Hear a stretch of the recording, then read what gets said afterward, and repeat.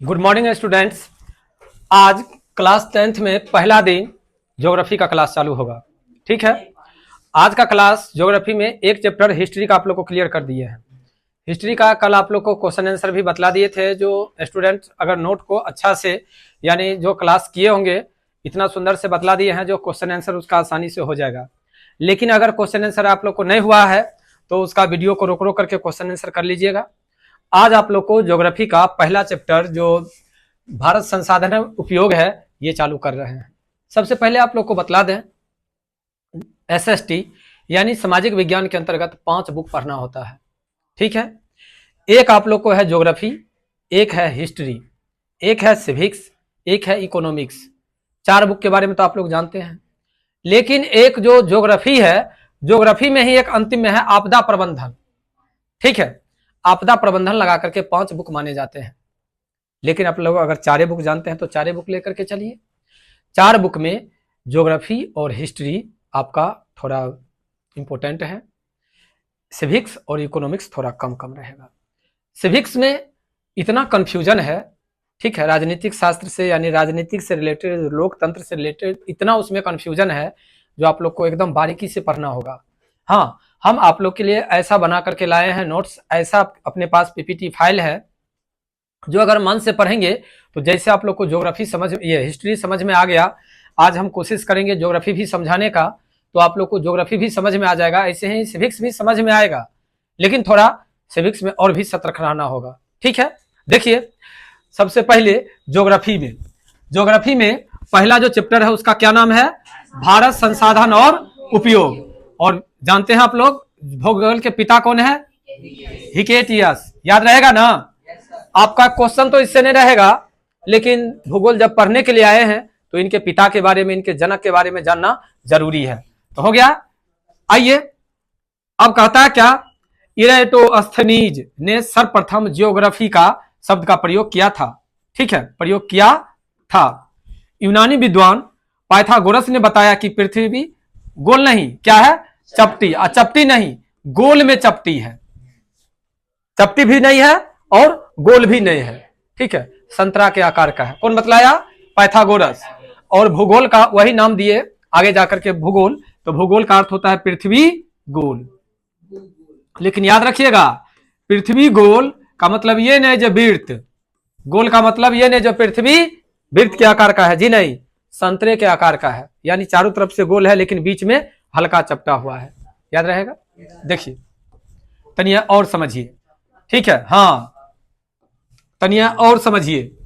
ठीक है, ऐसा शास्त्र जिसमें पृथ्वी के ऊपरी स्वरूप, उसके प्रकृति विभागों जैसे पहाड़, महादेश, देश, नगर, नदी, समुद्र, झील, वन आदि का अध्ययन करते हैं, भूगोल कहलाता है। ठीक है, इसमें 2-3 वो चीज और ने दिया। गांव का भी चर्चा करता है इसमें। गांव का देखिएगा, कभी मैप अगर लीजिएगा, जैसे अभी आपको बतलाते हैं, आप लोग को हम प्रैक्टिस भी करवा दिए हैं मैप बनाने का, और बार बार आप लोग मैप का प्रैक्टिस करते रहिएगा, क्योंकि एग्जाम में एक मानचित्र से रिलेटेड क्वेश्चन होता है और कहता है जो नेत्रहीन व्यक्तियों के लिए, दूसरा क्वेश्चन आप लोग के लिए मानचित्र पर देता है क्वेश्चन। अगर मानचित्र वाला क्वेश्चन बना दीजिएगा तो 2 क्वेश्चन रहता है वैसे, ये जरूरी नहीं है जो आपको मानचित्र वाला बनाना ही है, लेकिन और क्वेश्चन की अपेक्षा अगर मानचित्र वाला बना दीजिएगा तो थोड़ा कहता नहीं है अच्छा वो रहेगा। तो मानचित्र में भारत का मानचित्र होता है, बिहार का मानचित्र होता है, अगर आप लोग समस्तीपुर से बिलोंग करते हैं तो समस्तीपुर का भी मानचित्र होगा, अगर लगुनिया रघुकंठ, लगुनिया रघुकंठ, लगुनिया सूर्यकंठ, लगुनिया सूर्यकंठ का भी मानचित्र होगा। यानी गांव का भी होता है मानचित्र। ठीक है, देखते होंगे गांव का मानचित्र आप लोग को तो देखने के लिए नहीं मिलेगा, लेकिन हमारे गांव में अमीन साहब एक होते हैं, अमीन साहब के पास जरूर रहता है मानचित्र, नहीं, जिसको हम लोग नक्शा कहते हैं, रहता है ना। तो पढ़ते हैं ये चीज। कहता है आप जानिए भूगोल क्या है। हो गया यहां तक में। ऐसे शास्त्र जिसमें पृथ्वी के ऊपरी स्वरूप, ऊपरी मतलब कि पृथ्वी के ऊपर, पृथ्वी के अंदर वाला नहीं, पृथ्वी के ऊपरी स्वरूप का, लेकिन उसके अंदर में जैसे खनिज के बारे में भी हम लोग को पढ़ना पड़ता है। ठीक है, खनिज क्या है? पृथ्वी के अंदर नहीं पाया जाता है, पृथ्वी के ऊपर तो नहीं पाया जाता है। जैसे पहाड़, महादेश, देश, नगर, नदी, समुद्र, झील, वन इत्यादि का अध्ययन करते हैं, क्या कहलाता है? भूगोल कहलाता है। यानी पृथ्वी के बारे में अध्ययन करते हैं, भूगोल कहलाता है। या पृथ्वी के भौगोलिक अध्ययन जिसमें हम लोग करते हैं वो क्या कहलाता है? भूगोल कहलाता है। ठीक है, अब इस चैप्टर में आपको पढ़ना है संसाधन के बारे में। पहला चैप्टर में संसाधन के बारे में पढ़ना है। तो संसाधन का कई आदमी अपने अपने ढंग से डिफिनेशन दिए हैं और इसका डिफिनेशन आप लोग मेरे माध्यम से ऐसे सीखेगा, वैसा वस्तु या वो सारी वस्तुएं जिसका उपयोग हम अपने दैनिक जीवन में करते हैं। बताइए, स्मार्ट बोर्ड आप लोग के लिए कभी भी, वो गेट खोल लो, स्मार्ट बोर्ड कभी भी आपके लिए, ठीक है, कभी भी होगा संसाधन? नहीं होगा। लेकिन यही स्मार्ट बोर्ड मेरे लिए संसाधन है। मैं आप लोग को इसके जरिए पढ़ाता हूं, ठीक है, पढ़ाता हूं, तो आप लोग को ये संसाधन है, मेरे लिए संसाधन है, आप लोग के लिए नहीं है। हाँ, आप लोग इसके माध्यम से पढ़ते हैं तो आप लोग को भी ये संसाधन है। समझ रहे हैं ना? तो संसाधन का महत्व, उपयोग में आने वाली प्रत्येक वस्तुएं संसाधन कहलाते हैं। भूमि, मृदा, जल, खनिज भौतिक संसाधन है तथा वनस्पति, वन्य जीव तथा जलीय जीव जैविक संसाधन है। देखिए, दूगो चीज, एगो भौतिक संसाधन किसे कहते हैं और जैविक संसाधन किसे कहते हैं। दूगो क्वेश्चन यहां पर हो गया। आगे देखिए, प्रसिद्ध भूगोलविद जिम्मरमैन ने कहा था, संसाधन होते नहीं, संसाधन बनते हैं। यानी बताइए, जहां पे अभी आप लोग का क्लास चल रहा है, आज से बहुत दिन पहले, ठीक है, बहुत दिन पहले यहाँ पे जंगल झाड़ था, जंगल था, पूरा जंगल। क्या जिस समय में जंगल था उस समय कोई कल्पना किया था जो यहाँ पर कभी घर बन जाएगा और जब घर बन जाएगा तो अवतार कोचिंग यहाँ पर इसी घर में खुलेगा और अवतार कोचिंग में हम लोग पढ़ने के लिए आएंगे? कोई आदमी जानते थे? तो इसको संसाधन बनाया गया। संसाधन बना नहीं, इसको बनाया गया। तो इसके अकॉर्डिंग जिम्मरमैन एकदम सही बात कहे, संसाधन होते नहीं, संसाधन बनते हैं और इसको बनाए जाते हैं। ठीक है, देखिए, संसाधन के प्रकार, उत्पत्ति के आधार पर संसाधन के दो भाग होते हैं। संसाधन को अलग अलग ढंग से बांटा है। पहला किसके आधार पर बांटा है? उत्पत्ति के आधार पर। उत्पत्ति के आधार पर संसाधन कितने प्रकार के होते हैं? दो प्रकार के होते हैं।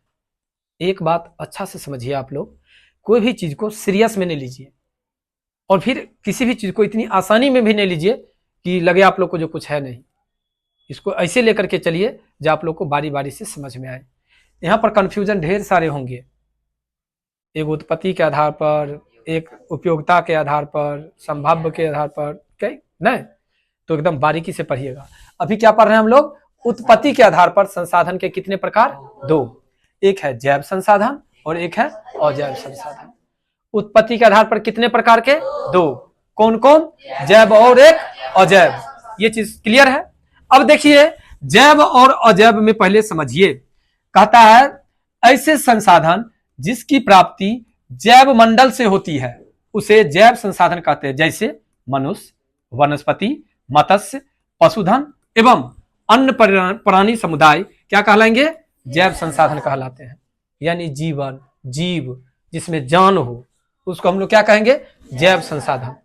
समझ में आ गया? अब है आपको अजैव संसाधन। निर्जीव वस्तुओं के समूह को अजैव संसाधन कहते हैं, जैसे चट्टानें, धातु, खनिज इत्यादि क्या कहलाएंगे? अजैव संसाधन। अब देखिए, पहला था आपको संसाधन के प्रकार में उत्पत्ति के आधार पर। अब देखिए, उपयोगिता के आधार पर। उत्पत्ति के आधार पर संसाधन के कितने प्रकार? और उपयोगिता के आधार पर संसाधन के कितने प्रकार? दो। उत्पत्ति के आधार पर कितने प्रकार? कौन कौन? कोई दिक्कत? दूसरा है आपको उपयोगिता के आधार पर कितने?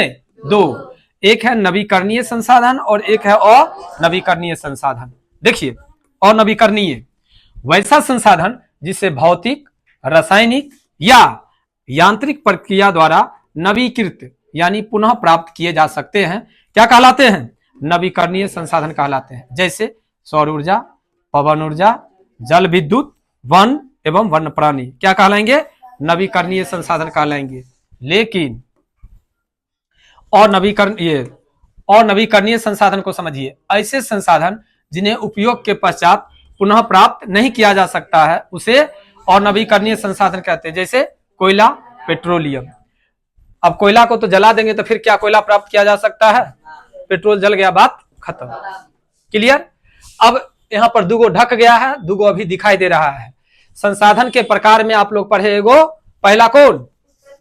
उत्पत्ति के आधार पर, दूसरा उत्पत्ति के आधार पर क्या गो? दूगो, जैव और एगो था उपयोगिता के आधार पर, उपयोगिता के आधार पर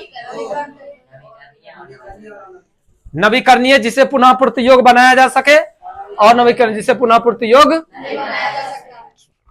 अब स्वामित्व के आधार पर क्या गो, समझ गए।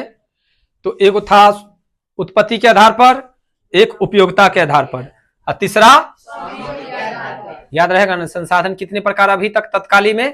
3, उत्पत्ति, उपयोगिता और, ठीक है। स्वामित्व के आधार पर संसाधन के कितने प्रकार? 4। पहला है व्यक्तिगत संसाधन, ऐसे संसाधन जो किसी खास व्यक्ति के अधिकार क्षेत्र में होता है उसे व्यक्तिगत संसाधन कहते हैं। जैसे भूखंड, घर, बाग बगीचा, तालाब, कुआं इत्यादि कौन का संसाधन कहलाते हैं? व्यक्तिगत संसाधन कहलाते हैं। कोई दिक्कत? अब देखिए, व्यक्तिगत संसाधन के बाद दूसरा कौन संसाधन है? दूसरा कौन संसाधन है उसको अब समझिए, सामुदायिक संसाधन। कौन संसाधन है? सामुदायिक संसाधन। कौन संसाधन है बउआ? सामुदायिक संसाधन। ऐसा संसाधन किसी खास समुदाय के अधिकार क्षेत्र में होते हैं उसे सामुदायिक संसाधन कहते हैं। जैसे गांव में चारण भूमि, चारण भूमि मतलब जानते हैं? कौन? चराने वाला भूमि, जे पर सब जाकर के चरा सकता है, कोई पर रोक नहीं रहता है। एगो होता है शमशान घाट, शमशान घाट देख रहे हैं। उसके बाद कहता है मंदिर या मस्जिद परिसर, वहां पर केकरो रोक रहता है। उसके बाद है सामुदायिक भवन, अपने यहाँ पंचायत भवन है ना, उसको सामुदायिक भवन भी है, उसी का नाम कहते हैं लोग। उसके बाद तालाब, खेल के मैदान इत्यादि कौन संसाधन कहलाते हैं? तो संसाधन में व्यक्तिगत संसाधन और सामुदायिक संसाधन क्लियर है। जानिए, राष्ट्रीय संसाधन, देश या राष्ट्र के अंतर्गत सभी उपलब्ध संसाधन को राष्ट्रीय संसाधन कहते हैं। जैसे सड़क, स्कूल, कॉलेज, कौन संसाधन? ठीक है। अब है अंतर्राष्ट्रीय संसाधन। ऐसे संसाधन जिसका नियंत्रण अंतर्राष्ट्रीय संस्था करती है उसे अंतर्राष्ट्रीय संसाधन कहते हैं। जैसे तटरेखा से 200 ANM की दूरी को छोड़ करके खुले महासागरीय संसाधन अंतर्राष्ट्रीय संसाधन कहलाता है, जिस पर अपना लोग को कोई मतलब नहीं, सरकार समझे अपना। समझ गए? राष्ट्रीय स्तर से इसका किया जाता है। तो अभी संसाधन के कितने प्रकार आप लोग पढ़ लिए? तत्कालीन 3, एक उत्पत्ति के आधार पर, उपयोगिता के आधार पर, और एक याद रहेगा। आपको क्वेश्चन है जो संसाधन किसे कहते हैं? तो वे सारी वस्तुएं जिसका उपयोग मानव अपने दैनिक जीवन में करता है। संसाधन कितने प्रकार के? इससे ऊपर के लिए 3 प्रकार के, स्वामित्व के आधार पर, उपयोगिता के आधार पर और ठीक है, उत्पत्ति के आधार पर। उत्पत्ति के आधार पर 2 प्रकार, उपयोगिता के आधार पर 2 प्रकार के, और स्वामित्व के आधार पर 4 प्रकार के। अगर ये तीनों को आप लोग क्लियर कर दीजिएगा तो दीर्घोत्तरीय का पहला क्वेश्चन क्लियर। बताइए, अगर थ्योरी को मन से पढ़ लिए तो एगो दीर्घोत्तरीय क्वेश्चन आपका क्लियर हो गया ना। अब इसको तो लिख भी सकते हैं, कहीं से कोई दिक्कत नहीं। आगे चलते हैं, आगे क्या कहता है सो देखिए। कहता है विकास के स्तर पर संसाधन के 4 प्रकार होते हैं। 3 गो तो उन्हें पढ़ लिए थे, एगो और पढ़ते हैं यहां पर। अब क्या पढ़ने के लिए हम लोगों को मिला? विकास के आधार पर। विकास के आधार पर भी 4, यहां पर था स्वामित्व के आधार पर 4, विकास के आधार पर 4। पहला है संभावित संसाधन, ऐसा संसाधन जो किसी क्षेत्र विशेष में मौजूद होते हैं जिसे उपयोग में लाए जाने की संभावना होती है, संभावित संसाधन कहलाते हैं, लेकिन अभी उपयोग में नहीं है, आएगा। जैसे हिमालयी क्षेत्र के खनिज जिसका उत्खनन अधिक गहराई में होने के कारण दुर्गम एवं महंगा है, लेकिन है, कभी ऐसा समय आएगा तो निकाला जाएगा। ये क्या कहलाएगा? संभावित संसाधन। कोई दिक्कत? दूसरा है विकसित संसाधन, ऐसा संसाधन जिसका सर्वेक्षण के पश्चात उपयोग हेतु मात्रा एवं गुणवत्ता का निर्धारण हो चुका है, उसे विकसित संसाधन कहते हैं। जैसे कोयला, पेट्रोलियम। अपने एरिया में आज से कुछ दिन पहले ये संसाधन की खोज हो रही थी। अब मिला या ना मिला वो सरकारी लोग थे, वो लोग जानेंगे, लेकिन हो रहा था ना, सर्वेक्षण हुआ था। देखे होंगे जगह जगह लोग पाइप लगा करके, मशीन लगा करके, वायर बिछा करके अपना चेक कर रहे थे। तीसरा है भंडार संसाधन, ऐसे संसाधन पर्यावरण में उपलब्ध होते हैं तथा आवश्यकताओं की पूर्ति में सक्षम होते हैं, जिन्हें उच्च तकनीकी से उपयोग में लाते हैं, उसे भंडार संसाधन कहते हैं, जैसे जल, हाइड्रोजन एवं ऑक्सीजन का यौगिक, जिनमें ऊर्जा उत्पादन की असीम क्षमता छिपी होती है, लेकिन उच्च तकनीकी के अभाव में ऐसे संसाधन का उपयोग नहीं किया जाता है। कौन संसाधन कहलाता है? भंडार संसाधन। अब बताइए, आप लोग को कहेगा घर में ऑक्सीजन को जमा करके रखने के लिए तो रख सकते हैं? नहीं ना रख सकते हैं, क्योंकि ऑक्सीजन को जमा करने के लिए जो हमारे पास में होनी चाहिए, ठीक है, व्यवस्था, वो नहीं है, अर्थात हम ऑक्सीजन को संचित करके नहीं रख सकते हैं। अब है एक संचित कोष संसाधन। ऐसे संसाधन भंडार संसाधन के ही अंश हैं, जिसे उपलब्ध तकनीकी के आधार पर उपयोग में लाया जा सकता है। इनका तत्काल उपयोग प्रारंभ नहीं हुआ है। ये भविष्य की पूंजी है, जैसे नदी, जल भविष्य में जल विद्युत उत्पादन करने में प्रयुक्त हो सकते हैं, लेकिन अभी प्रयोग नहीं किए जा सकते हैं। ठीक है, रुको, देखिए आप लोग को एक बार याद दिला दें, ऊपर में अभी आप लोग पढ़े संसाधन। संसाधन किसे कहते हैं ये क्लियर है। संसाधन को एक उत्पत्ति के आधार पर, उपयोगिता के आधार पर, स्वामित्व के आधार पर, और इधर क्या पर है? विकास के आधार पर। क्लियर? चार को तो क्लियर हो गया। अब चलते हैं हम लोग, जब संसाधन अगर हो गया, ठीक, संसाधन का उपयोग कर लिए, तो एक एग्जांपल मेरे तरफ से समझिए। पानी तो मेरे लिए जल संसाधन है, संसाधन है ना। अब पानी का क्या लगातार दुरुपयोग करेंगे? जैसे एक लोटा से पैर धोना है, क्या अगर एक बाल्टी से पानी धोएं, मतलब एक बाल्टी पानी से अगर पैर धोएं, क्या ये उचित है? नहीं। ये पानी का क्या हुआ? क्षति करना, इन्वेस्ट करना। तो उसी से रिलेटेड आगे है। देखिए, अब है आपको भंडार, क्या है? भंडार संसाधन के बाद है वो संचित कोष संसाधन। ये तो आपको बतला दिए, ठीक है। जानिए, संसाधन का नियोजन करना, संसाधन का नियोजन करना। वो जो अभी बताए, एक बाल्टी पानी, अगर पानी को ऐसे ही इन्वेस्ट करते रह जाएंगे तो क्या होगा? आने वाला समय में समाप्त हो जाएगा पानी। तो इसलिए पानी का नियोजन करना, पानी को बचाना अपने भविष्य के लिए जरूरी है। देखिए, संसाधनों का विवेकपूर्ण उपयोग ही संसाधन नियोजन कहलाता है। संसाधन नियोजन किसी भी राष्ट्र के विकास के लिए आवश्यक होता है। भारत जैसे देश के लिए तो यह अनिवार्य रूप से बचाना चाहिए, क्योंकि संसाधन का सीमित भंडार है। इसका एक छोटा सा एग्जाम्पल आपको बतलाते हैं। पैसा से लोग कहता है 1 रुपया खर्चा कीजिए, कोई फर्क नहीं पड़ेगा, दूर 1 रुपया नहीं रह। याद रखिएगा, एक पैसा जमा करने से 1 रुपया होता है। 1 रुपया जमा करने से 100 रुपया होता है। 100 जमा करने से 1 लाख होता है, और 1 लाख से फिर 1 करोड़ होता है। अर्थात 1 करोड़ का बीज कौन था? 1 पैसा। समझ रहे हैं ना? इसलिए महत्व दीजिए। जिस प्रकार से पैसा हम समझे, उसी प्रकार से संसाधन को भी समझना है। संसाधन का भी सदुपयोग करेंगे। अब ये नहीं जो पानी पीने के बिना मर जाए। जो जरूरी है वो उपयोग करना है, लेकिन जरूरी से ज्यादा नहीं।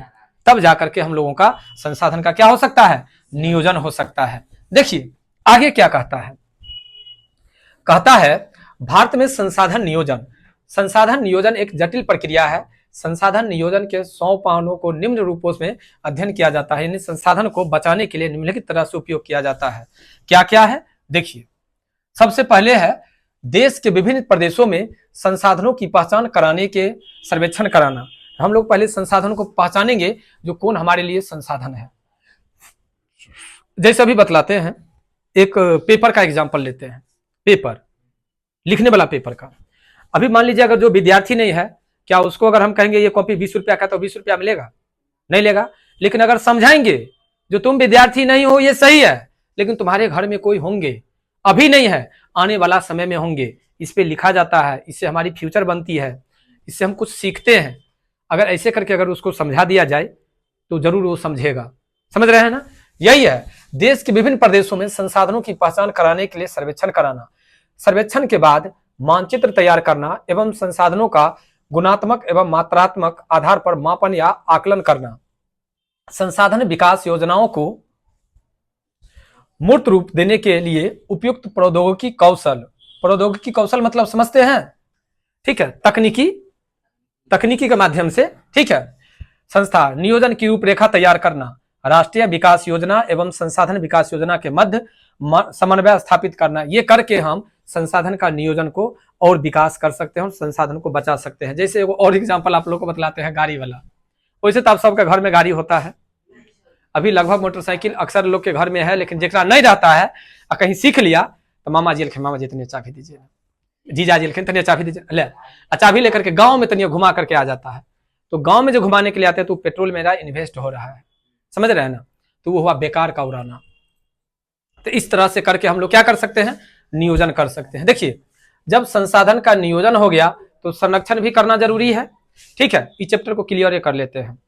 कहता है सभ्यता एवं संस्कृति के विकास में संसाधनों की अहम भूमिका होती है, किंतु संसाधनों का अविवेकपूर्ण या अतिशय उपयोग विविध प्रकार के सामाजिक, आर्थिक, सांस्कृतिक एवं पर्यावरणीय समस्याओं को जन्म देती है। ठीक है, होता है, अगर हम विवेकपूर्वक उपयोग नहीं करते हैं तो हमारे साथ समस्या तो होगी ही। ठीक है, संसाधनों का नियोजित एवं विवेकपूर्ण उपयोग ही संसाधन संरक्षण कहलाता है।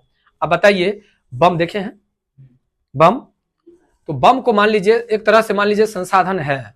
कैसे संसाधन है, अगर कहीं पर मान लीजिए खेत वगैरह में, ठीक है, ज्यादा चिड़िया वगैरह लग रही है तो किनारे से मारिए नहीं, जीव हत्या नहीं कीजिए, लेकिन किनारे से बम छोड़ दीजिए, वहां पर के लिए आपको फायदाजनक है।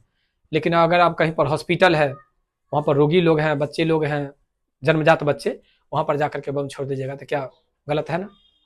घोड़े पर जाकर के छुरछुरी छोड़ दीजिएगा, नया कपड़ा के इधर घुमा करके कपड़ा खत्म हो जाएगा, तो ये क्या हुआ, विवेकपूर्ण उपयोग नहीं हुआ। कहता है जब अगर विवेकपूर्ण उपयोग करने लगे तो संसाधन का तो संरक्षण हो गया। अब देखिए सतत विकास की अवधारणा, कहता है संसाधन मनुष्य के जीवन का आधार है। जीवन की गुणवत्ता बनाए रखने के लिए संसाधनों के सतत विकास की अवधारणा आवश्यक है। संसाधन प्रकृति के द्वारा उपहार है की अवधारणा के कारण मानव ने इसका अंधाधुंध दोहन किया है, जिसके कारण पर्यावरण समस्याएं भी उत्पन्न होने लगी है। संसाधन उपयोग का जैसे मान लीजिए पानी, पानी अगर हम खर्चा करेंगे तो कोई बोलेगा, हम कहेंगे हमर कॉल है, हम नहा रहे हैं, ऐसा तुमको की, लेकिन इससे समस्याएं हो रही है। ठीक है, समस्या हो रही है। देखिए स्वार्थ के वशीभूत होकर संसाधनों का विवेकहीन दोहन किया गया है। संसाधनों के विवेकहीन दोहन से भूमंडलीय तापमान, ओजोन क्षय, पर्यावरण प्रदूषण, मृदा क्षरण, भूमि विस्थापन, अम्लीय वर्षा, असमय ऋतु परिवर्तन जैसी संकट पृथ्वी पर आ गई है। अगर ऐसे ही संसाधनों का दोहन चलता रहे तो पृथ्वी का जैव संसाधन विनाश हो जाएगा। यानी अभी देख रहे हैं, एक आपको पढ़ने के लिए मिलेगा ज्योग्राफी में ही, विलुप्त होने वाले जंतु का नाम बताइए, जीव जंतु का नाम।